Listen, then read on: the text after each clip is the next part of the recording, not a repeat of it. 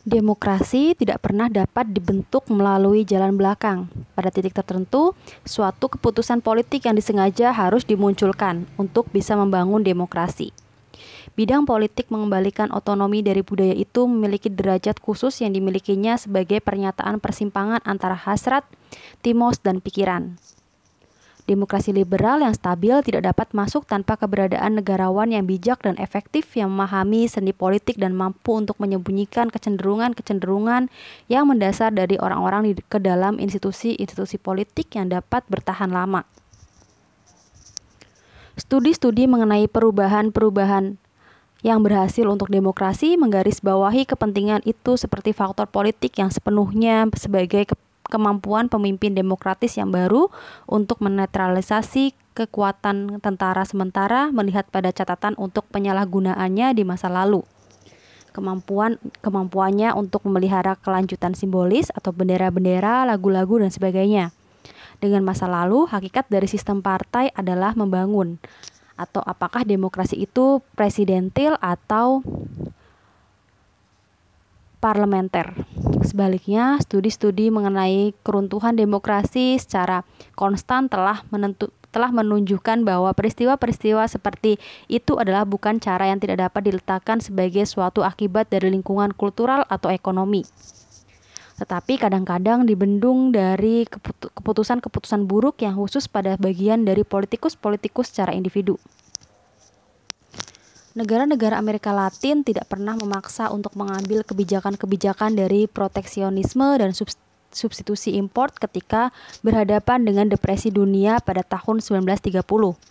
Meskipun kebijakan-kebijakan itu mengutamakan prospek-prospek mereka untuk demokrasi yang stabil untuk tahun-tahun yang akan datang. Yang kedua, dan kemungkinan kesalahan yang lebih umum adalah untuk memandang faktor kultural sebagai kondisi-kondisi yang dibutuhkan untuk membangun demokrasi.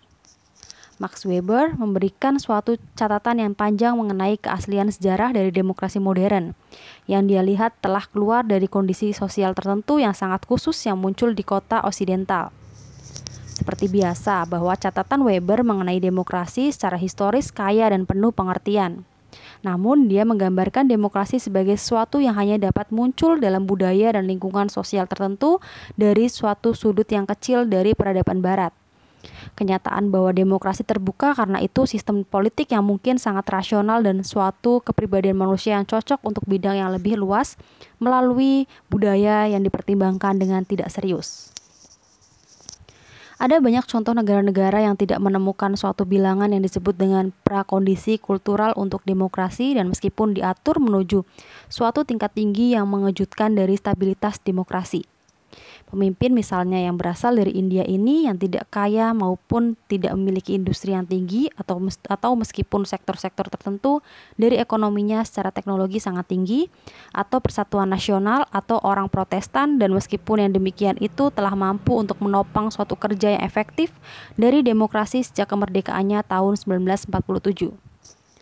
Dan waktu-waktu lain yang di masa lampau keseluruhan orang telah terhapus sebagai yang tidak memenuhi syarat untuk demokrasi yang stabil. Jerman dan Jepang dikatakan terikat oleh tradisi-tradisi otoritarian mereka. Katolikisme dianggap sebagai hambatan yang tidak dapat diatasi di Spanyol, Portugal, dan beberapa negara-negara dari Amerika Latin seperti ortodoksi dari Yunani dan Rusia.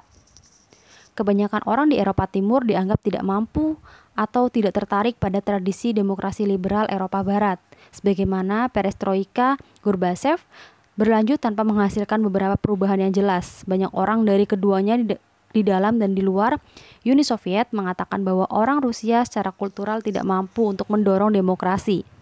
Mereka tidak memiliki tradisi demokrasi dan tidak memiliki masyarakat sipil yang telah menghancurkan tirani melalui negara-negara itu. Dan oleh karena itu, institusi-institusi demokrasi terwujud dalam semua tempat itu. Di Uni Soviet, parlemen Rusia di bawah Boris Yeltsin berfungsi sebagaimana semestinya jika ia adalah suatu badan legislatif yang sudah berjalan lama, sementara suatu pertumbuhan yang luas dan masyarakat sipil yang giat mulai tumbuh secara spontan pada tahun 1990 sampai 1991.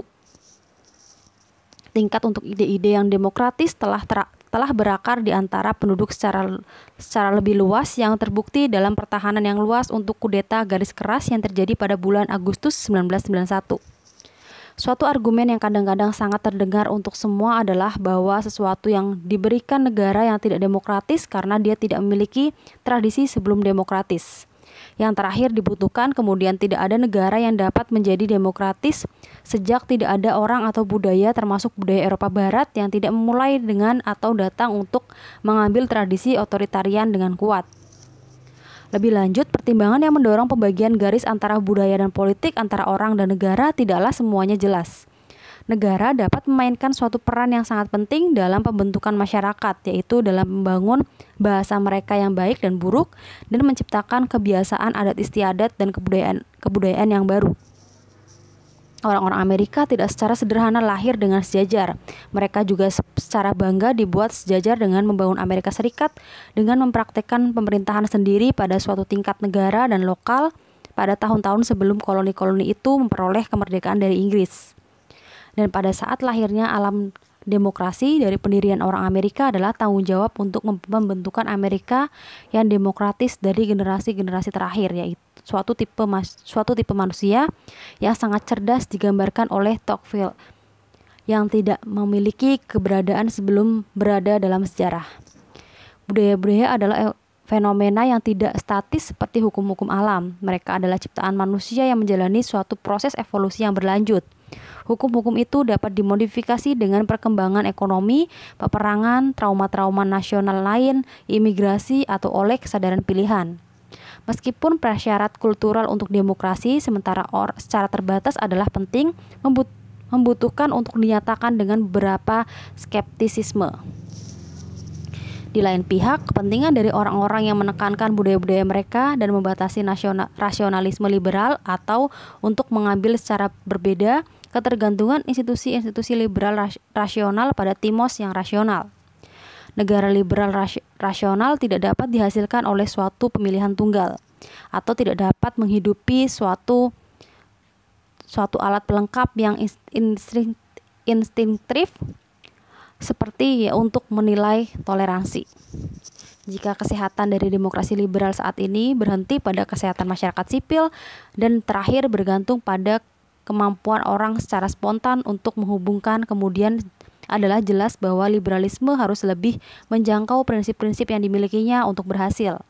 Perkumpulan-perkumpulan atau komunitas-komunitas sipil dicatat oleh Tocqueville tidak selalu dibangun pada prinsip-prinsip liberal, tetapi berdasarkan pada agama, etnik, atau beberapa dasar lain yang irasional.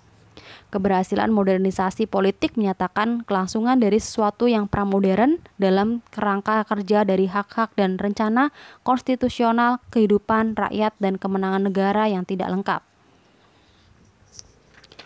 Asal kerja yang bersifat timotik. Oleh karena adanya korelasi yang kuat antara industrialisasi maju dan demokrasi, kemampuan negara-negara untuk tumbuh secara ekonomis melalui periode waktu yang sangat panjang tampaknya sangat penting bagi kemampuan mereka untuk menciptakan dan menopang masyarakat-masyarakat yang bebas. Walaupun kebanyakan ekonomi modern yang berhasil mungkin adalah kapitalis, tetapi tidak semua ekonomi kapitalis berhasil, atau pada tingkat tertentu tidak seberhasil ekonomi-ekonomi yang lain. Sebenarnya ada banyak perbedaan yang tajam antara kemampuan dari negara-negara yang demokratis secara formal untuk menopang demokrasi. Demikian juga banyak perbedaan yang sama tajamnya antara kemampuan sistem perekonomian yang kapitalis secara formal untuk tumbuh. Inilah pandangan Adam Smith yang menyatakan bahwa sumber utama dari perbedaan-perbedaan dalam kemakmuran bangsa-bangsa adalah kearifan atau kebodohan kebijakan-kebijakan pemerintahnya, dan bahwa perilaku ekonomis manusia, sekali bebas dari ikatan-ikatan kebijakan yang buruk, adalah lebih kurang bersifat universal. Banyak perbedaan dalam performa di antara sistem perekonomian kapitalis yang pada kenyataannya dapat ditelusuri jejaknya pada perbedaan-perbedaan dalam kebijakan pemerintah. Seperti sudah dinyatakan lebih dahulu, banyak perekonomian kapitalis semu di Amerika Latin sebenarnya merupakan keanehan merkantilis di mana banyaknya intervensi negara lambat laun mereduksi efisiensi dan mematikan kewirausahaan. Sebaliknya, keberhasilan ekonomi negara Asia Timur pasca perang dapat ditelusuri jejaknya pada adopsi yang dilakukan kawasan tersebut terhadap kebijakan-kebijakan ekonomi yang sensibel, seperti pemeliharaan pasar-pasar internal yang kompetitif. Arti penting dari kebijakan pemerintah sangat jelas ketika Spanyol, Korea Selatan, atau Meksiko membuka ekonominya dan mengalami bom, atau ketika Argentina menasionalisasi berbagai industri dan mengalami crash. Namun, seorang bisa memahami bahwa perbedaan-perbedaan kebijakan hanyalah sebagian dari cerita itu, dan bahwa budaya mempengaruhi perilaku ekonomi dengan cara tertentu yang kritis, seperti halnya ia mempengaruhi kemampuan masyarakat untuk menopang demokrasi yang stabil. Persoalan ini tidak lebih jelas ketimbang dalam sikap-sikap terhadap kerja. Kerja menurut Hegel adalah esensi manusia. Seorang budak yang bekerjalah yang menciptakan sejarah manusia dengan mengubah dunia alami menjadi dunia yang bisa dihuni oleh manusia. Selain beberapa tuan yang malas, semua manusia bekerja, namun ada perbedaan yang luar biasa dalam tingkat dan cara mereka bekerja. Perbedaan-perbedaan ini secara tradisional telah dibahas di bawah rubrik etika kerja. Di dunia kontemporer sangat tidak bisa diterima bila kita berbicara tentang karakter nasional. Generalisasi mengenai kebiasaan-kebiasaan etis masyarakat ini konon tidak dapat diukur secara ilmiah, dan oleh karena itu cenderung memberi stereotip kasar dan disalahgunakan ketika didasarkan, sebagaimana biasanya pada pembuktian anekdotal. Generalisasi mengenai karakter nasional juga bertentangan dengan watak rivalistik dan egalitarian dari zaman kita, karena mereka nyaris selalu mendukung keputusan-keputusan nilai yang implisit berkenaan dengan nilai relatif dari berbagai persoalan budaya. Tidak ada seorang pun yang suka bila dikatakan bahwa budayanya mempromosikan kemalasan dan ketidakjujuran, dan sesungguhnya penilaian-penilaian ini dapat sangat disalahgunakan. Meskipun demikian, setiap orang yang telah menghabiskan waktu untuk berwisata atau hidup di luar negeri tidak dapat membantu bahkan mencatat bahwa sikap-sikap terhadap kerja secara meyakinkan dipengaruhi oleh budaya-budaya nasional tertentu. Sampai batas tertentu, perbedaan-perbedaan ini diukur secara empiris, misalnya dalam performa ekonomi relatif dari kelompok-kelompok yang berbeda dalam masyarakat multietnik seperti Malaysia, India, atau Amerika Serikat. Performa ekonomi yang superior dari kelompok-kelompok etnis tertentu seperti Yahudi di Eropa, atau orang-orang Yunani dan Armenia di Timur Tengah, atau bangsa Cina di Asia Tenggara, cukup biasa untuk tidak membutuhkan dokumentasi yang elaborate. Di AS, Thomas Sowell telah menunjukkan perbedaan-perbedaan yang tajam dalam pendapatan dan pendidikan di antara orang-orang keturunan kulit hitam yang secara sukarela berimigrasi dari Hindia Barat dan mereka yang dibawa secara langsung menuju negara itu dari Afrika sebagai budak. Perbedaan-perbedaan ini mengisyaratkan bahwa performa ekonomi tidak berkaitan secara eksklusif dengan kondisi-kondisi lingkungan tertentu, seperti kehadiran atau mangkirnya kesempatan ekonomi, tetapi juga perbedaan-perbedaan dalam budaya atau kelompok-kelompok etnik sendiri. Di balik ukuran-ukuran kasar performa ekonomi seperti pendapatan per kapita, ada banyak pertentangan yang subtil dalam pendekatan-pendekatan yang diambil terhadap kerja dalam budaya-budaya yang berbeda. Untuk memberikan contoh kecil, R.V. Jones, salah seorang pendiri British Scientific Intelligence pada Perang Dunia II, menghitung kembali kisah mengenai bagaimana Inggris mampu menangkap keseluruhan radar Jerman yang utuh dan membawanya kembali ke Inggris pada awal tahun-tahun perang itu. Inggris telah menciptakan radar dan mampu memimpin orang-orang Jerman dalam bidang teknologi, tetapi mesin Jerman ternyata secara baik dan mengejutkan karena mampu menciptakan antena yang dimekanisasi untuk mengungguli segala sesuatu yang dapat diproduksi di Inggris. Keunggulan Jerman yang berlangsung lama atas negara-negara tetangganya di Eropa dalam memelihara tradisi keterampilan industrial yang sangat ahli masih jelas dalam industri-industri mobil dan alat-alat mesin, merupakan salah satu fenomena yang menentang penjelasan menyangkut kebijakan ekonomi makro. Sebab utamanya pasti akan ditemukan dalam bidang kebudayaan. Teori ekonomi liberal tradisional yang dimulai dengan Adam Smith menyatakan bahwa kerja adalah aktivitas yang secara hakiki tidak menyenangkan, yang dilakukan demi sekedar untuk menggunakan benda-benda yang telah diciptakan oleh kerja. Kegunaan itu terutama dapat dinikmati dalam waktu luang. Tujuan dari kerja manusia dalam kasus tertentu bukan untuk kerja tetapi untuk menikmati waktu luang. Seorang manusia akan bekerja hingga titik di mana ketakbergunaan kerja marginal, yaitu rasa tidak senang untuk lembur di kantor atau bekerja pada hari Sabtu melebihi kegunaan dari keuntungan material yang berasal dari kerja. Setiap manusia berbeda dalam produktivitas kerja mereka dan dalam evaluasi subjektif mereka terhadap ketakbergunaan kerja, tetapi tingkat sampai di mana mereka bekerja secara esensial merupakan hasil dari perhitungan rasional di mana mereka menimbang ketidaknyamanan kerja berhadapan dengan kesenangan dari hasil-hasilnya. Kerja yang lebih keras dirangsang oleh keuntungan-keuntungan material yang lebih tinggi untuk para pekerja individu. Seorang yang lebih mungkin untuk lembur di kantor jika bosnya menawarkan gaji 2 kali lipat untuk kerja lembur. Oleh karena itu, hasrat dan nalar menurut teori ekonomi liberal tradisional cukup memadai untuk memberi catatan tentang berbagai kecenderungan yang berbeda terhadap kerja. Dengan mempertentangkan istilah etika kerja secara implisit bahwa perbedaan-perbedaan dalam tingkat dan cara untuk orang-orang yang bekerja ditentukan oleh budaya dan adat, dan oleh karena itu berhubungan dengan beberapa cara menuju timos. Dan pada kenyataannya sangat sulit memberikan suatu catatan yang cukup memadai dari seorang individu atau seseorang dengan suatu etika kerja yang kuat menyangkut ekonomi tradisional yang berguna dengan tepat.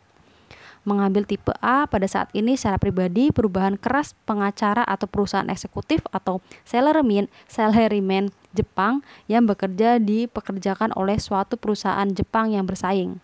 Seperti para individu dapat dengan mudah bekerja 17 atau 18 jam per minggu dengan beberapa liburan pendek sebagaimana mereka meraih karir yang lebih tinggi.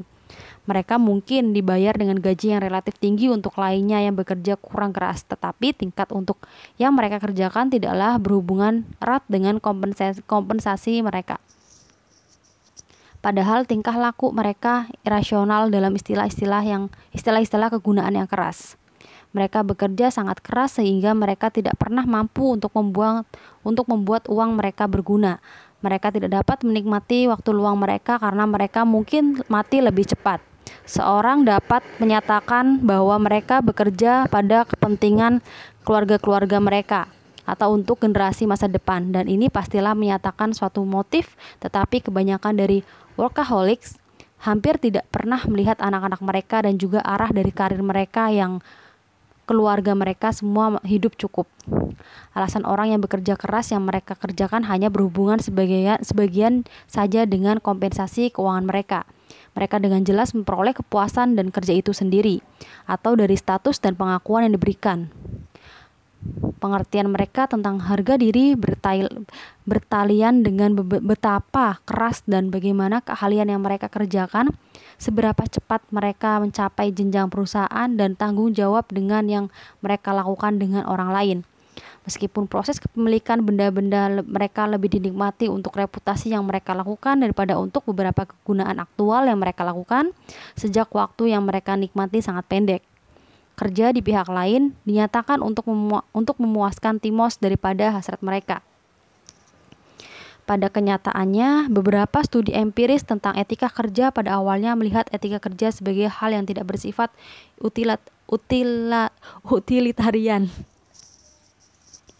Yang paling tersohor dari studi-studi ini tak syak lagi adalah The Protestant Ethic and the Spirit of Capitalism 1904 sampai 1905 karya Max Weber.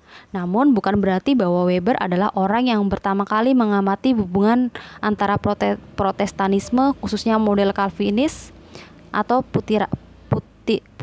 Puritan dan perkembangan ekonomi kapitalis. Memang pengamatan itu sangat umum pada waktu Weber menulis bukunya bahwa dia merasa terbebani dengan yang lain untuk membantahnya.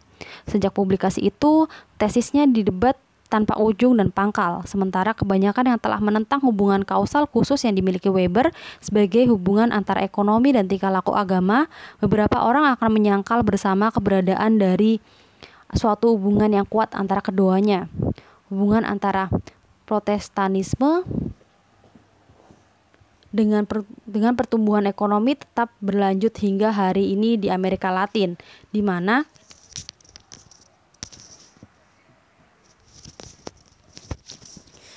dalam skala yang luas perubahan-perubahan menuju Protestanisme atau biasanya dengan bagian evangelis Amerika Utara telah diikuti dengan pertumbuhan yang kadang-kadang dramatis dalam pendapatan pribadi dan penurunan dalam tingkah laku kriminal, penggunaan obat bius dan sebagainya. Apa yang berusaha dijelaskan Weber adalah mengapa beberapa para pengusaha kapitalis awal yang mencurahkan kehidupan mereka untuk akumulasi kekayaan tanpa akhir tampaknya memiliki sedikit kepentingan dan dalam mengkonsumsi kemakmuran itu.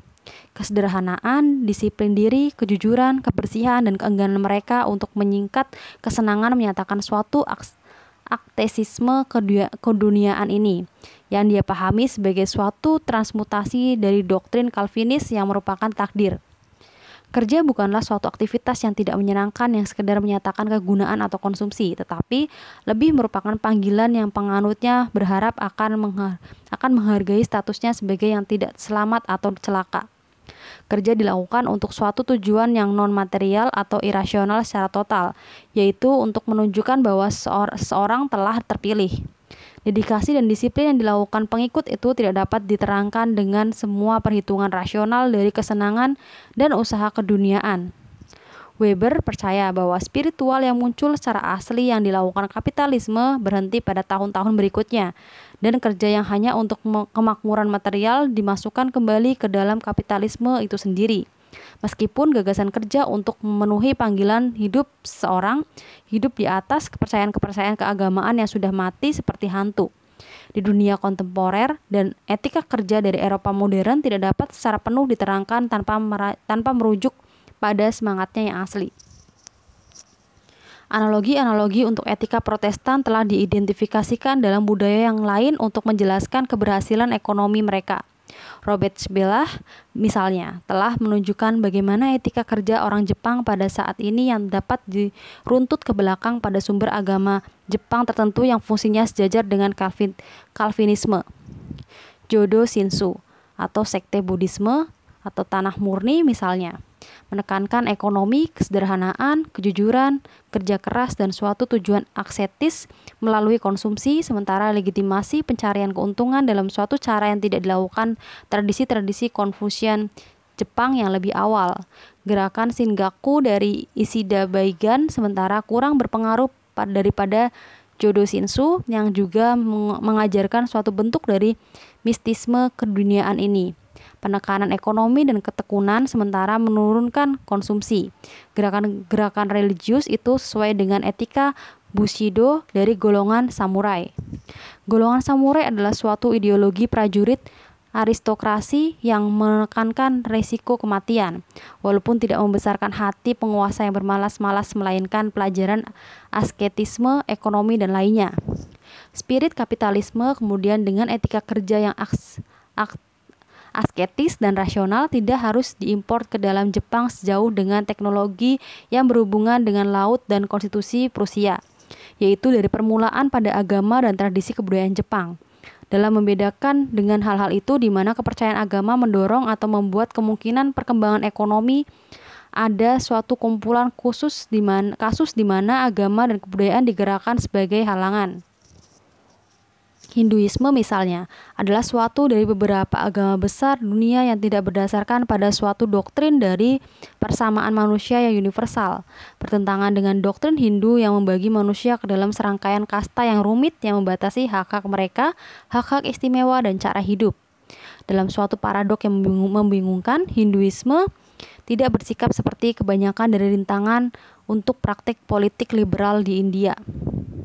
Melalui sesuatu singkat pertumbuhan yang tidak membiarkan agama mendorong hal ini mungkin telah dipatahkan, tetapi hal itu tampak menyatakan suatu penghalang untuk pertumbuhan ekonomi. Ini biasanya dilengkapi dengan fakta bahwa Hinduisme mengkuduskan mobilitas sosial dan kemiskinan dari kasta yang lebih rendah, sementara menjanjikan mereka kemungkinan kelahiran kembali yang lebih tinggi pada kehidupan kemudian, dan itu mengizinkan mereka untuk berhenti dimanapun mereka lahir dalam kehidupan ini. Pengkudusan dari kemiskinan agama Hindu ini didorong dan diberikan suatu bentuk yang agak lebih modern oleh pendiri India modern, yaitu Gandhi, yang telah mengajarkan kebaikan-kebaikan dari kesenangan hidup yang sederhana sebagai pemenuhan spiritual. Hinduisme mungkin memiliki ketentraman harian yang membebani kehidupan orang India yang hidup di bawah garis kemiskinan yang menghancurkan, dan spiritualitas agama yang berusaha dengan sangat keras untuk kelas menengah orang muda barat.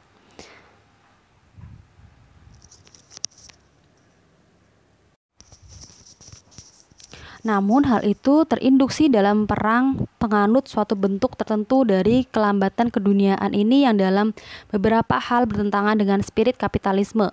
Ada banyak usahawan India yang sangat berhasil, tetapi mereka seperti orang Cina seberang lautan tampak untuk menjadi lebih berusaha keluar dari batas-batas kebudayaan India. Catatan bahwa para ilmuwan besar India melakukan kerja mereka di luar negeri,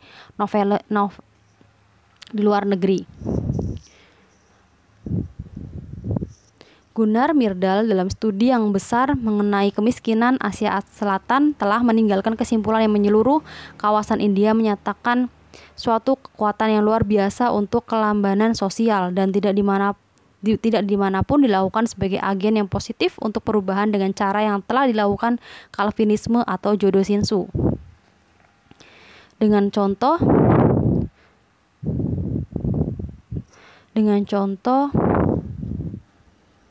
pensucian Hindu terhadap kemiskinan dari jiwa. Kebanyakan ilmuwan sosial berasumsi bahwa agama adalah satu dari aspek-aspek budaya tradisional yang mundur di bawah pengaruh industrialisasi. Kepercayaan agama secara fundamental adalah irasional, dan oleh karena itu pada akhirnya harus memberikan cara sebelum ketamakan yang rasional menyatakan kapitalisme modern.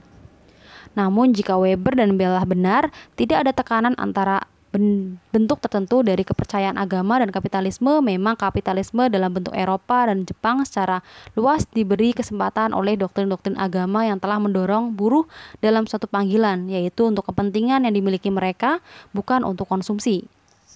Liberalisme ekonomi yang paling sederhana, doktrin yang memanggil manusia untuk memperkaya diri mereka sendiri ad infinitum, melalui penerapan alasan untuk memuaskan hasrat pribadi mereka untuk menjelaskan fungsi dari masyarakat kapitalis, tapi itu tidak memberikan catatan yang lengkap dari kebanyakan gerak dan saingan.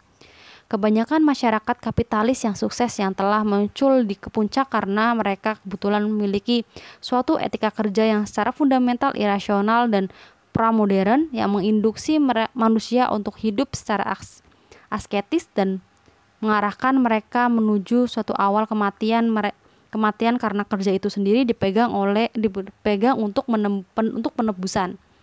Ini mendorong peristiwa itu pada akhir sejarah. Beberapa bentuk dari timos yang irasional masih dibutuhkan dalam hal untuk menyimpan rasio kita. Dunia ekonomi liberal menuju, atau sekurang-kurangnya jika kita berada dalam barisan depan dari kekuatan ekonomi dunia. Seseorang dapat menolak bahwa apapun asal agama dari etika kerja di Eropa Jepang, mereka sekarang secara total memisahkan dari sumber-sumber spiritual mereka hak untuk keseluruhan sekularisasi dari masyarakat modern. Orang tidak percaya lebih lama bahwa mereka bekerja dalam suatu panggilan, tetapi pekerjaan hanya sebagai hukum-hukum dari pernyataan kapitalisme dalam pencarian yang rasional dari kepentingan pribadi yang mereka miliki.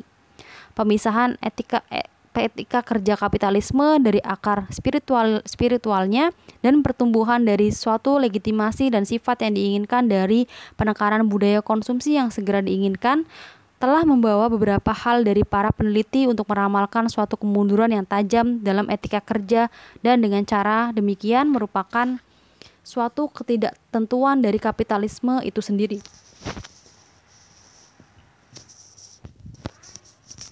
Dorongan dari suatu masyarakat yang berlimpah akan mengarahkan kembali semua bau busuk itu dari kebutuhan alami dan memimpin manusia untuk mengejar kepuasan dari kesenangan daripada kerja.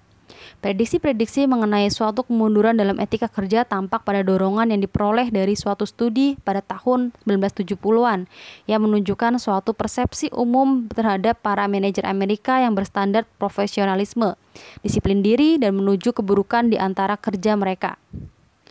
Beberapa hari, para manajer perusahaan akan berusaha untuk menjadi para teladan dari penghematan asketis yang digambarkan oleh Weber. Etika kerja itu dipercaya akan dihapuskan tidak melalui serangan yang frontal, tetapi melalui peningkatan dari nilai-nilai inkonsisten yang lain dengan asketisme yang mendunia ini, seperti sebagai realisasi diri atau hasrat yang tidak hanya untuk bekerja tetapi kerja yang penuh arti. Melalui sisa-sisa etika kerja yang sangat kuat di Jepang, beberapa proses dari degenerasi yang berangsur-angsur dari nilai-nilai kerja kiranya akan menjadi problem di masa depan juga, di mana sekarang para eksekutif dan manajer benar-benar sekuler dan terbagi dari akar-akar spiritual budaya mereka sebagaimana lawan-lawan mereka, yaitu Amerika atau Eropa. Apakah prediksi-prediksi mengenai kemunduran etika kerja akan membuktikan menjadi benar dalam sisa-sisa Amerika Serikat untuk dilihat? Untuk waktu yang sekarang, tren melalui suatu etika kerja yang lebih lemah tercatat pada tahun 1970-an, di mana usaha-usaha itu dilakukan sebaliknya, sekurangnya antara kelas-kelas profesional dan manajer di Amerika Serikat. Alasan-alasan untuk usaha ini menjadi ekonomi yang utama daripada yang bersifat kultural. Untuk beberapa sektor penduduk, standar kehidupan yang nyata dan kemunduran jaminan kerja selama tahun 1980-an, orang telah menemukan diri mereka sendiri dengan bekerja lebih keras hanya untuk tinggal di mana saja mereka berada. Untuk kenikmatan tingkat tinggi dari kemakmuran dalam periode ini yang menarik kepentingan pribadi yang rasional berlanjut untuk merangsang orang bekerja dengan tekun dan lama. Hal-hal yang menyatakan rasa takut konsumerisme untuk tujuan etika kerja sebagaimana Marx untuk melupakan kelenturan hakikat, hasrat dan ketidakamanan manusia yang tidak terbatas, serta mendorong manusia untuk bekerja sampai batas-batas fisik mereka. Kepentingan dari kepentingan pribadi yang rasional dalam merangsang suatu etika kerja membuktikan jika seseorang membandingkan para pekerja Jerman Barat dan Timur yang telah membagi suatu budaya yang umum tetapi berbeda dalam keuntungan material yang mereka dapatkan. Ketekunan dari suatu etika kerja yang kuat dalam kapitalisme Barat mungkin kurang suatu pernyataan untuk ketahanan hantu-hantu kepercayaan agama yang sudah mati yang telah ditunjukkan oleh Weber daripada kekuatan rantai hasrat untuk berpikir. Walaupun ada sisa perbedaan yang penting dalam kecenderungan bekerja antara negara-negara yang membagi suatu komitmen umum untuk liberalisme ekonomi dan di mana kepentingan pribadi yang rasional dapat diambil sebagai jaminan.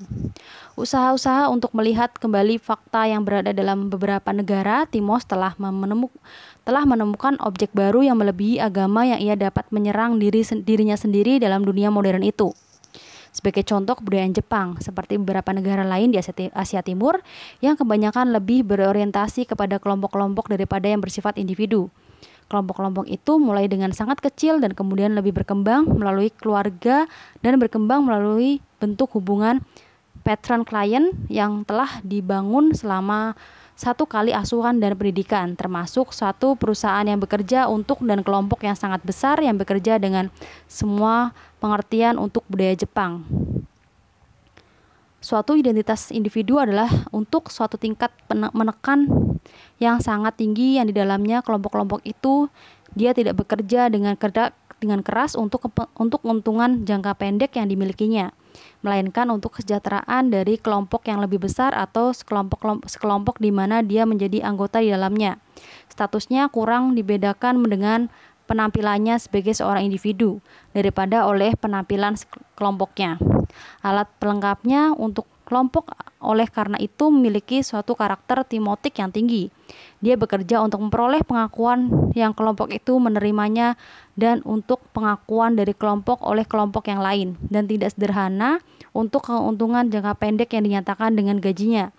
Bila kelompok yang dia cari merupakan pengakuan melalui pengakuan sebuah bangsa, hasilnya adalah nasionalisme ekonomi, dan memang Jepang bertujuan untuk menjadi lebih nasionalistik secara ekonomi daripada Amerika Serikat. Nasionalisme ini tidak diekspresikan dalam proteksionisme yang jelas, melainkan dalam bentuk yang kurang tampak, seperti jaringan kerja dari suplai domestik tradisional yang dipelihara oleh perusahaan Jepang, dan hasrat mereka yang lebih besar untuk membayar harga dengan lebih tinggi untuk membeli produk-produk Jepang.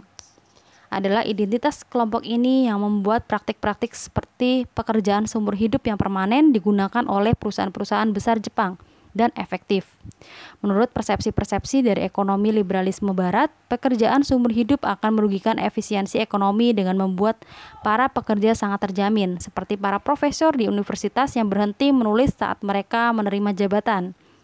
Pengalaman dari dunia komunis di mana setiap orang berada dalam pengaruh jaminan pekerjaan yang terus-menerus secara permanen juga menegaskan pandangan ini.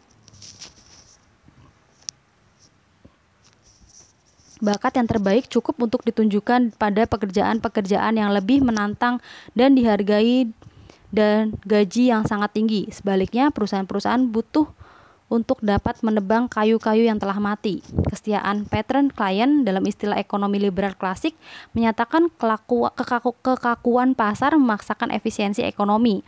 Dan dalam konteks kesadaran kelompok yang dipelihara oleh budaya Jepang, kesetiaan paternalistik yang ditunjukkan oleh sebuah perusahaan untuk pekerjaannya diperbaiki oleh suatu tingkat yang lebih tinggi dari usaha pada bagian dari pekerja yang bekerja tidak hanya untuk dirinya sendiri tetapi untuk kemenangan dan reputasi dari organisasi yang lebih besar.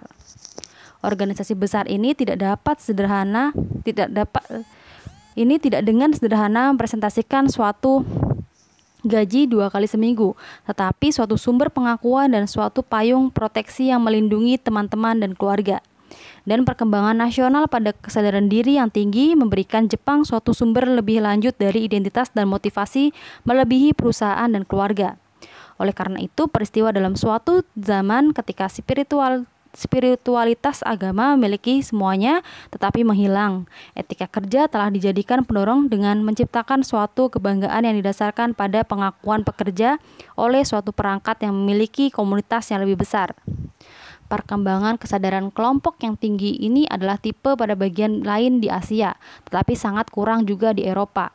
Dan hampir tidak muncul secara keseluruhan di Amerika Serikat, di mana ide dari kesetiaan kerja yang terus-menerus untuk suatu perusahaan tunggal akan selalu dijaga dengan kesalahpahaman. Di luar Asia, bagaimanapun ada bentuk-bentuk tertentu dari kesadaran kelompok yang berusaha untuk mendorong etika kerja. Nasionalisme ekonomi mengambil bentuk suatu hasrat yang umum pada bagian manajemen dan pekerja untuk bekerja sama mengembangkan pasar-pasar ekspor. Sebagaimana perkembangan di negara-negara tertentu Eropa seperti Swedia dan Jerman. Serikat-serikat kerja yang tekun secara tradisional telah menjadi sumber bagi identitas kelompok. Suatu keahlian mekanis dalam bekerja yang tidak tepat waktu, tetapi karena ia membawa rasa bangga dalam hasil-hasil kerja, banyak yang bisa dikatakan untuk profesi-profesi liberal yang mempunyai standar tinggi untuk mendukung kualifikasi pemuasan dari Timos. Keruntuhan ekonomi komunisme mengajarkan pada kita bahwa bentuk-bentuk tertentu dari kesadaran kelompok jauh lebih rendah daripada kepentingan individu dalam merangsang suatu etika kerja yang kuat. Pekerja Jerman Timur atau Soviet digertak oleh pegawai partai lokalnya untuk bekerja demi membangun sosialisme atau meminta untuk memberikan hari Sabtunya untuk menunjukkan solidaritas dengan orang-orang Vietnam atau Kuba yang menghargai kerja sebagai suatu beban untuk terhindar dalam berbagai kemungkinan apapun. Negara-negara demokratis Eropa Timur semuanya menghadapi permasalahan restrukturisasi suatu etika kerja pada dasar kepentingan individual setelah dasawarsa dari tempat tinggal yang cocok untuk kesejahteraan negara. Namun, pengalaman dari keberhasilan tertentu yang mendorong perekonomian Asia dan Eropa yang di antara negara-negara itu membagi suatu sistem ekonomi kapitalis dengan jaringan kerja dari keuntungan-keuntungan personal. Kepentingan diri sendiri yang bersifat individu terletak pada jantung teori ekonomi liberal Barat yang mungkin menjadi suatu sumber yang lebih rendah dari motivasi untuk suatu bentuk tertentu dari kepentingan kelompok. Butuh waktu yang panjang untuk diakui di Barat di mana orang akan bekerja dengan lebih keras untuk keluarga mereka daripada untuk mereka sendiri. Dan dalam waktu yang perang atau krisis mereka dapat dipanggil untuk bekerja dalam kepentingan bangsa. Di sisi lain, liberalisme ekonomi atau mistik yang tinggi dari AS atau Inggris secara eksklusif berdasar pada hasrat yang rasional, yang secara ekonom menjadi tidak produktif pada suatu titik tertentu. Ini dapat terjadi bila para pekerja tidak membawa rasa bangga dalam kerja yang dimilikinya, tetapi dapat menuju dihargainya sesuatu yang tidak lebih daripada suatu komoditi untuk dijual, atau bila para pekerja dan para manajer melihat tiap-tiap yang lain sebagai antagonis dalam suatu permainan jumlah yang kosong daripada potensi kerjasama dalam persaingan dengan para pekerja dan para manajer dari negara lain. Hanya sebagai pengaruh-pengaruh budaya dari kemampuan negara-negara untuk membangun dan mendorong liberalisme politik. Pengaruh-pengaruh budaya kemampuan mereka untuk membuat liberalisme ekonomi bekerja. Seperti dalam kasus demokrasi politik, keberhasilan kapitalisme tergantung pada beberapa ukuran pada kehidupan tradisi-tradisi budaya pramodern ke dalam masa modern. Seperti liberalisme politik. Liberalisme ekonomi tidak secara total mendorong sendiri, tetapi tergantung pada tingkat timos yang irasional. Penerimaan yang lebih luas dari liberalisme politik atau ekonomi oleh suatu kelompok yang besar dari negara tidak akan memisahkan perbedaan-perbedaan antara mereka yang berdasar pada budaya. Perbedaan-perbedaan yang niscaya akan menjadi lebih diucapkan sebagai perpecahan ideologi dihentikan. Oleh karena itu, perselisihan dagang dengan Jepang tampak lebih besar dalam pikiran-pikiran orang Amerika daripada permasalahan kebebasan di seluruh dunia. Meskipun kenyataannya bahwa Jepang dan AS terpisah. Dalam istilah formal, suatu sistem ekonomi dan politik yang umum. Keturunan Jepang dan rupanya surplus perdagangan dengan AS pada poin ini lebih menghasilkan faktor-faktor kultural seperti angka tabungan yang tinggi atau menutup alam dari hubungan penyuplai Jepang daripada semua proteksionisme yang legal. Konflik-konflik ideologi perang dingin dapat dimenangkan semuanya bila suatu sisi atau kompromi lain pada isu politik yang khusus seperti tembok Berlin atau ideologi lain yang ditinggalkan secara besar-besaran. Namun, perbedaan-perbedaan kultural yang keras antara negara kapitalis liberal demokratis yang tidak sungguh-sungguh akan membuktikan dengan sangat keras untuk memberantasnya. Perbedaan-perbedaan kultural itu dalam menyikapi kerja antara Jepang dan AS di satu sisi dari semua hal negara-negara dunia ketiga yang kurang sukses dalam pembuatan kerja kapitalisme di sisi lain. Liberalisme ekonomi membuktikan cara yang optimal menuju kemakmuran untuk semua hasrat orang mengambil keuntungan darinya. Untuk beberapa negara, problem itu adalah suatu yang sederhana dari pengambilan kebijakan orientasi pasar yang benar. Namun, kebijakan hanyalah kebutuhan prakondisi untuk angka pertumbuhan yang tinggi, bentuk-bentuk irasional dari timos, agama, nasionalisme, kemampuan untuk keahlian jabatan, dan profesi-profesi untuk memelihara standar-standar dan kebanggaan dalam kerja. Berlanjut untuk tingkah laku ekonomi yang berpengaruh dalam cara-cara yang tidak terhitung yang menyumbang untuk kemakmuran atau kemiskinan bangsa. Dan ketekunan dari perbedaan-perbedaan itu bisa berarti bahwa kehidupan akan tampak berkembang sebagai suatu kompetisi bahkan antara ideologi-ideologi lawan sejak kebanyakan negara-negara yang berhasil secara ekonomis akan diorganisasi sepanjang garis-garis yang mirip sebatas perbedaan budaya. Kerajaan dendam, kerajaan kehormatan. Pengaruh kebudayaan pada perkembangan ekonomi baik sebagai rangsangan atau stimulus atau hambatan atau constraint menunjukkan hambatan-hambatan potensial dalam perjalanan sejarah universal yang digambarkan pada bagian 2. Perekonomian modern, proses industrialisasi yang ditentukan oleh sains alam modern tengah memaksakan homogenisasi umat manusia dan menghancurkan keragaman varietas budaya-budaya tradisional dalam proses itu. Namun ia mungkin tidak memenangkan setiap pertempuran, bahkan menemukan bahwa kebudayaan-kebudayaan tertentu dan manifestasi-manifestasi tertentu dari timos sulit untuk dicerna. Dan jika proses homogenisasi ekonomi berhenti, maka proses demokrasi juga akan menghadapi masa depan yang tidak menentu.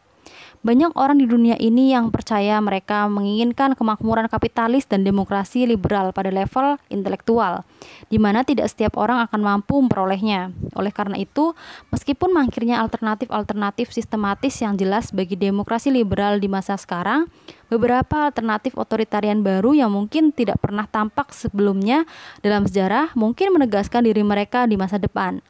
Alternatif-alternatif ini jika memang muncul akan diciptakan oleh dua kelompok masyarakat yang berbeda. Mereka yang karena alasan kultural mengalami kegagalan ekonomi yang tetap meskipun upaya untuk membuat liberalisme ekonomi berhasil. Dan mereka yang banyak sekali berhasil dalam permainan kapitalis. Fenomena pertama, munculnya doktrin-doktrin tak liberal di luar kegagalan ekonomi telah terjadi di masa lalu. Kebangkitan kembali fundamentalisme Islam saat ini yang sebenarnya menyentuh setiap negara di dunia dengan populasi kaum muslim yang substansial, dapat dilihat sebagai respon terhadap kegagalan masyarakat muslim secara umum untuk mempertahankan martabat mereka vis-a-vis barat non-muslim. Di bawah tekanan dari persaingan militer Eropa yang dominan, sejumlah negara Islam pada abad ke-19 dan awal abad ke-20 melaksanakan upaya-upaya modernisasi yang keras untuk mengasimilasikan praktek-praktek barat yang dipandang sebagai kebutuhan untuk tetap kompetitif. Seperti reformasi Meiji di Jepang, program-program modernisasi ini meliputi seluruh upaya untuk memperkenalkan prinsip-prinsip rasionalisme barat ke dalam semua segi kehidupan, mulai dari ekonomi, birokrasi, dan militer sampai pada pendidikan dan kebijakan sosial. Kebanyakan dari usaha keras yang sistematis pada arah ini dilakukan oleh Turki. Reformasi Turki Utsmani dari abad 19 yang diikuti pada abad ke-20 oleh para pendiri Turki sekarang ini, Kemal Atatürk, yang berusaha untuk menciptakan suatu masyarakat sekuler berdasarkan pada nasionalisme Turki. Import intelektual terakhir yang sangat penting yang diterima dari Barat oleh dunia Islam adalah nasionalisme sekuler, yang direpresentasikan oleh gerakan-gerakan nasionalis pan-Arab yang besar dari Nasser di Mesir dan partai-partai Ba'ath dari Syria, Lebanon, dan Irak. Tidak seperti Meiji di Jepang yang menggunakan teknologi Barat untuk mengalahkan Rusia pada tahun 1905 dan untuk menantang Amerika Serikat pada tahun 1941. Sebagian besar dunia Islam tidak pernah mengasimilasikan impor-impor Barat ini dengan cara yang meyakinkan atau menghasilkan jenis keberhasilan ekonomis atau politik seperti yang diharapkan oleh kaum modernis pada abad ke-19 dan awal abad ke-20, hingga datangnya kemakmuran minyak pada tahun 1960-an dan 1970-an. Tidak ada masyarakat Islam yang mampu menantang Barat baik secara militer maupun ekonomi.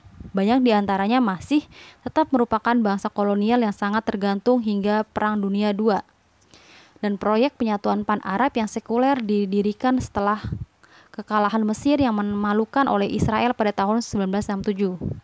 Kebangkitan kembali fundamentalisme Islam yang tampak jelas ketika terjadi revolusi Iran pada 1978 sampai 1979 bukan merupakan persoalan nilai-nilai tradisional yang tetap survive memasuki masa modern. Nilai-nilai itu yang korup dan latitudinarian dengan telak telah dikalahkan oleh kurun waktu ratusan tahun yang lalu. Kebangkitan kembali Islam lebih merupakan penegasan kembali yang bersifat nostalgia dari serangkaian nilai-nilai lama. Nilai-nilai yang lebih murni yang dikatakan telah eksis pada masa lampau, jadi bukan merupakan nilai-nilai tradisional dari masa lalu yang didiskreditkan, juga bukan nilai-nilai Barat yang transplantasikan dengan sangat miskin ke Timur Tengah. Dalam hal ini, fundamentalisme Islam mengandung sesuatu yang lebih dari sekedar kemiripan superficial dengan fasisme Eropa. Sebagaimana dalam kasus fasisme Eropa adalah tidak mengejutkan bahwa kebangkitan kembali kaum fundamentalis telah memberi pukulan yang paling keras terhadap sebagian besar negara-negara yang jelas-jelas modern. Karena ia muncul dari mereka budaya-budaya tradisionalnya merasa sangat terancam oleh impor nilai-nilai Barat. Kekuatan dari kebangkitan kembali Islam tidak hanya dapat dipahami jika seorang memahami betapa dalamnya masyarakat Islam telah terluka dalam kegagalan gandanya untuk memelihara koherensi masyarakat tradisionalnya dan secara berhasil mengasimilasikan teknik-teknik dan nilai-nilai dari Barat. Bahkan di Amerika Serikat adalah mungkin untuk melihat berbagai permulaan dari ideologi-ideologi tak liberal baru yang muncul sebagai akibat jauh dari sikap-sikap kultural yang berbeda terhadap aktivitas ekonomi. Pada masa kegemilangan gerakan hak-hak sipil, kebanyakan orang Amerika kulit hitam bercita-cita melakukan integrasi penuh ke dalam masyarakat kulit putih yang mengimplikasikan penerimaan penuh atas nilai-nilai kultural masyarakat Amerika yang dominan. Permasalahan bagi orang-orang Amerika kulit hitam dipahami tidak sebagai sesuatu yang berkenaan dengan nilai-nilai mereka sendiri, tetapi kesediaan dari masyarakat kulit putih untuk mengakui martabat orang-orang kulit hitam yang bersedia menerima nilai-nilai mereka. Meskipun penghapusan berbagai hambatan yang disangsikan secara legal terhadap persamaan pada tahun 1960-an bagaimanapun, dan munculnya keragaman program-program aksi afirmatif memberikan preferensi bagi orang-orang kulit hitam. Sektor tertentu dari penduduk Amerika kulit hitam tidak hanya gagal untuk perkembangan secara ekonomis, tetapi sebenarnya kehilangan dasar-dasarnya. Salah satu dari akibat kegagalan ekonomi yang terus-menerus bagaimanapun kini merupakan penegasan yang lebih sering terdengar bahwa ukuran-ukuran tradisional dari keberhasilan ekonomi seperti kerja, pendidikan, dan ketenagakerjaan tidak mempresentasikan nilai-nilai universal tetapi nilai-nilai orang kulit putih. Alih-alih mengupayakan integrasi dalam masyarakat buta warna, beberapa pemimpin kulit hitam malah menekankan perlunya menerima kebanggaan dalam suatu budaya Afro-Amerika yang berbeda dengan sejarah, tradisi-tradisi, pahlawan-pahlawan, dan nilai-nilai sendiri yang sejajar tetapi terpisah dari budaya masyarakat kulit putih. Dalam banyak hal, para pemimpin ini menaungi afrosentrisme yang menegaskan superioritas budaya asli Afrika di atas ide-ide Eropa seperti sosialisme dan kapitalisme. Hasrat untuk memperoleh pengakuan akan budaya yang terpisah melalui sistem pendidikan, tenaga kerja, dan melalui negara sendiri bagi banyak orang kulit hitam adalah menggantikan hasrat untuk memperoleh pengakuan akan martabat kemanusiaan mereka yang tidak dibedakan. Misalnya martabat orang Kristen sebagai agen moral yang ditunjuk oleh Martin Luther King. Akibat dari jenis pemikiran ini adalah pemisahan yang terus meningkat oleh orang-orang kulit hitam yang tampak jelas di sebagian besar kampus Universitas Amerika sekarang ini, dan penekanan pada politik martabat kelompok ketimbang pencapaian individual atau aktivitas ekonomi sebagai jalan utama menuju kemajuan sosial. Namun ideologi-ideologi tak liberal dalam bentuk baru mungkin diperpanjang oleh yang mereka yang menemukan bahwa mereka yang secara kultural telah mengikatkan diri dalam persaingan ekonomi, sumber potensial lain dari ide-ide otoritarian yang mungkin sedang terjadi pada mereka yang merasa telah berhasil lebih dari sekedar keberhasilan secara ekonomi biasa. Tantangan yang paling signifikan ditunjukkan pada universalisme liberal dari Revolusi Amerika dan Perancis saat ini tidak berasal dari dunia komunis yang kegagalan ekonominya sudah jelas bila dilihat oleh setiap orang, tetapi dari masyarakat-masyarakat di Asia yang menggabungkan perekonomian liberal dengan sejenis otoritarianisme paternalistik. Ia menjadi persoalan selama beberapa tahun setelah Perang Dunia Kedua bahwa Jepang dan masyarakat Asia lain melihat Amerika Serikat dan Eropa sebagai model masyarakat yang sepenuhnya modern dan percaya bahwa mereka harus meminjam segala hal dari teknologi hingga teknik-teknik manajemen barat dan akhirnya sistem-sistem politik barat dengan maksud agar tetap bisa kompetitif. Namun keberhasilan ekonomi Asia yang luar biasa mengarah pada pengakuan yang terus tumbuh bahwa keberhasilan itu bukan hanya karena peminjaman praktik-praktik barat yang berhasil, tetapi karena adanya fakta bahwa masyarakat Asia telah memperoleh kembali bentuk-bentuk budaya tradisional tertentu yang pernah mereka miliki seperti etika kerja yang kuat dan mengintegrasikannya ke dalam lingkungan bisnis modern. Otoritas politik memiliki asal yang khusus di kebanyakan negara Asia bila dibandingkan dengan Eropa atau Amerika Utara, dan dengan demokrasi liberal adalah tafsiran yang agak berbeda di sana daripada di negara-negara dari tempat kelahiran sejarahnya. Kelompok-kelompok yang ada dalam masyarakat Konfusian sangat penting dalam mendorong ketika kerja itu yang juga secara kritis mendasari untuk otoritas politik juga. Seorang individu mengarahkan status utamanya tidak berdasar pada kemampuan atau harga diri individunya, tetapi jauh sebagaimana dia adalah seorang anggota dari suatu rangkaian kelompok-kelompok yang saling melihat. Contohnya, secara konstitusi dan sistem hukum Jepang mungkin mengakui hak-hak individu seperti halnya Amerika Serikat. Masyarakat Jepang bertujuan untuk memberikan pengakuan utamanya untuk kelompok-kelompok. Seorang individu seperti halnya dalam masyarakat Jepang memiliki martabat sebagaimana dia adalah anggota dari suatu kelompok yang telah didirikan dan menyesuaikan diri dengan hukum-hukumnya. Namun peristiwa yang dia lihat untuk mengusahakan martabat dan hak-hak pribadinya melawan kelompok itu adalah subjek untuk suatu pengasingan masyarakat dan menghilangkan status yang dapat menjadi penghancur yang jelas untuk despotisme tirani tradisional. Ia menghasilkan tekanan yang luar biasa untuk kesesuaian anak-anak itu seperti dalam memasukkan budaya-budaya pada suatu usaha yang sangat muda. Individu-individu dalam masyarakat Asia dengan kata lain adalah subjek untuk apa yang disebut Tocqueville seperti tirani mayoritas atau lebih merupakan mayoritas dalam semua kelompok-kelompok sosial, besar dan kecil, yang seorang individu memiliki hubungan-hubungan dalam hal kehidupannya. Tirani ini dapat diilustrasikan dengan sepasang contoh dari masyarakat Jepang yang paralel dengan budaya lain di Asia Timur. Kelompok sosial yang utama untuk individu-individu di Jepang yang memperlihatkan perbedaan adalah keluarga dan otoritas yang penuh dengan kebaikan dari seorang ayah melalui anak-anaknya adalah model yang asli untuk hubungan-hubungan otoritas melalui masyarakat, termasuk antara penguasa dan yang dikuasai. Otoritas paternal adalah suatu model untuk otoritas politik di Eropa juga, tetapi liberalisme modern mempresentasikan suatu perpecahan yang jelas dengan tradisi itu. Di AS, anak-anak muda diharapkan untuk menunda otoritas orang tua mereka, tetapi seiring dengan pertumbuhan mereka mulai berusaha identitas yang mereka miliki berhadapan dengan orang tua mereka. Suatu kegiatan pemberontakan anak muda yang di dalamnya anak secara terbuka menolak nilai-nilai dan hasrat-hasrat orang tua.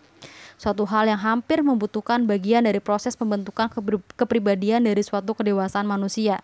Untuk itu hanya dalam aksi pemberontakan yang mengembangkan sumber daya psikologi anak dari ketidaktergantungan dan untuk mencukupi diri, suatu perasaan timotik harga diri individu berdasarkan pada kemampuan anak untuk meninggalkan payung yang melindungi dari rumah, yang akan mendorong individu selanjutnya sebagai seorang dewasa. Hanya setelah pemberontakan itu sendiri dimainkan dapatkah anak kembali pada suatu hubungan yang saling menghargai dengan orang tuanya saat ini bagaimanapun bukan sebagai ketergantungan melainkan sebagai suatu persamaan. Dengan memperbandingkan di Jepang, insiden pemberontakan pemuda sangat lebih sedikit. Perbedaan awal untuk para orang tua yang diharapkan berlanjut melalui kehidupan dewasa seseorang.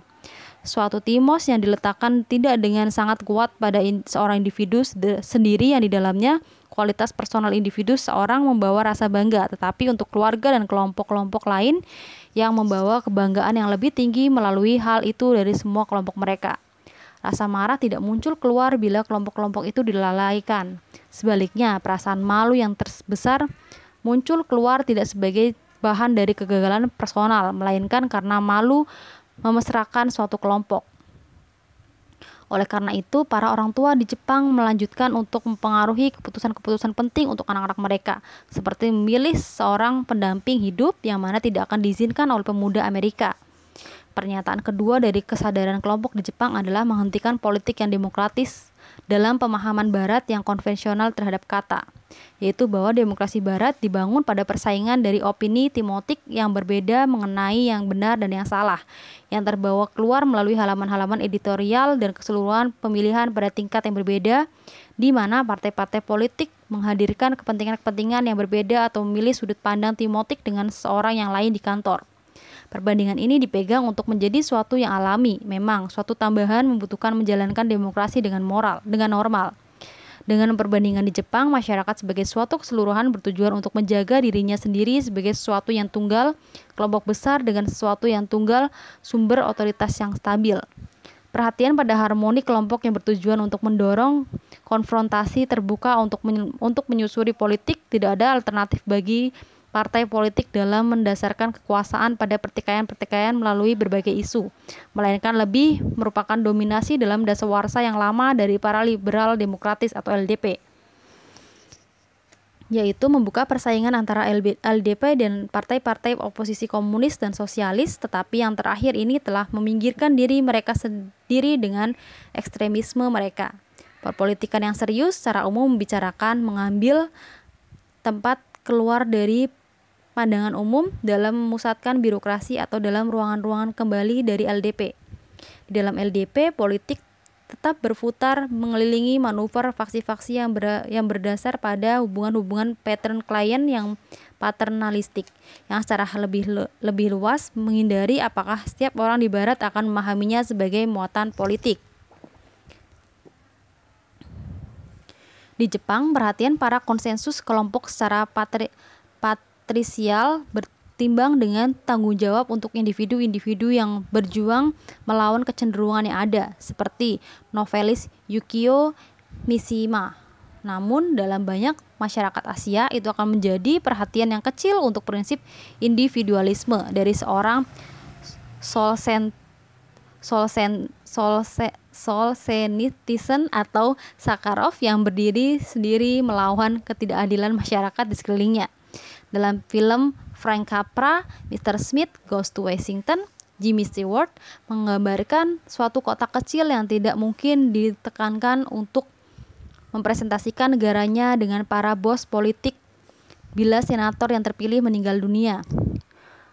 Datang di Washington, Stewart memberontak para korupsi yang dia lihat dan untuk kecemasannya terhadap para manipulator dengan tangan tunggal memusnahkan Senat dalam hal untuk membatalkan suatu perdamaian tanpa prinsip perwakilan. Karakter Stewart ada dalam beberapa pengertian seorang pahlawan Amerika yang membawa panah dengan memperbandingkan dalam beberapa masyarakat Asia seperti penolakan besar-besaran terhadap konsensus umum dengan satu-satunya individu yang akan dijaga sebagai kegilaan. Demokrasi Jepang tampak agak otoritarian dengan standar Amerika atau Eropa.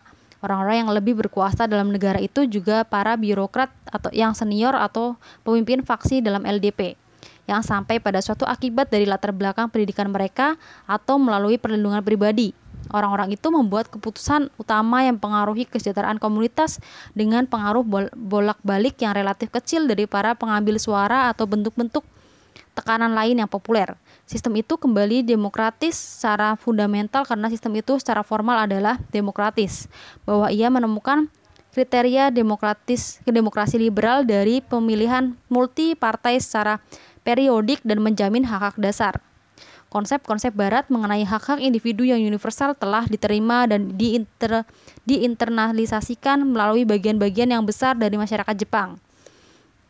Di sisi lain, ada rasa hormat yang di dalamnya seorang dapat mengatakan bahwa Jepang diperintah oleh suatu partai diktator tunggal yang penuh dengan kebaikan, bukan karena partai itu telah menjatuhkan dirinya sendiri dalam masyarakat dengan cara Partai Komunis Soviet, melainkan karena orang Jepang memilih untuk diatur dalam model ini.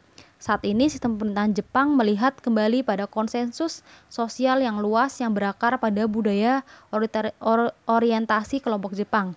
Suatu budaya yang akan merasa sangat tidak cocok dengan pertandingan yang lebih terbuka atau pilihan partai-partai dalam kekuasaan.